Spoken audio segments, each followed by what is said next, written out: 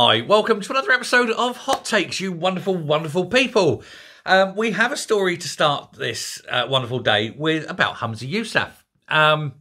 He's saying, and finally admitting what we really all knew, was that it was the divisions within the SNP that weakened it prior to the general election.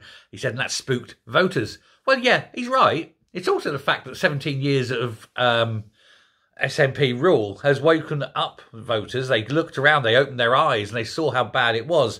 And they realised it was definitely time for a change. But yeah, not having a united party always is a death knell. And that's going to happen to Labour very soon. That's already fracturing. The SNP, of course, has been fractured for many years. I think we're also going to see it in the Tory party if they don't elect the right leader in about 4 weeks' time. It's going to be another cracked, divisive and broken party. I love it. I hate political parties. Political parties are all arseholes, really, because they encourage extremism. But, you know, unfortunately, political parties are a fact of life and you do need them sometimes in order to get something through. It's that payoff, isn't it? But there we go. But when they do get to that point where they're fracturing, it's always a pleasure. Anyway, he was spot on, I suppose, when you could say, for the analysis of a broken party breaking the electorate's view of them. But it's far too late to do anything about it. But that was a nice trouncing, of course. The only problem, of course, was the trouncing by Labour. Then Labour turned out to be so bad that the SNP are likely to do very well in future because people have gone, oh, God, I voted Labour because the SNP were bad. I didn't know when I had it so good, you know. And all of a sudden, the SNP, not that the SNP are good, you understand, but they're just not as bad as Labour. And that does give them hope. What a position. What are you hoping for? We're hoping for a win. Why? Are you any good? No, we're just not terrible.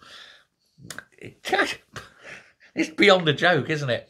Anyway, he was having this conversation. This is Humza Yousaf. He was having this conversation.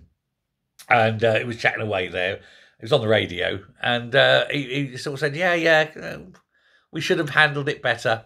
We were divided. Still are divided.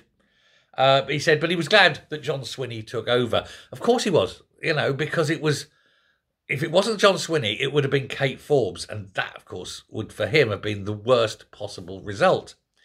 And that's why they've changed the rules, and Swinney's hanging on. They only got Swinney in, dragged Swinney out of his coffin, pulled the stake out of his heart, poured some virgin's blood in his mouth and raised him from the dead because it was him or Forbes. And they just went, no, not Forbes.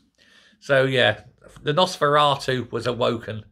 They'll put him back in as soon as they can get Nosferatu 2 up from Westminster and get Beryl imposed as leader as soon as possible.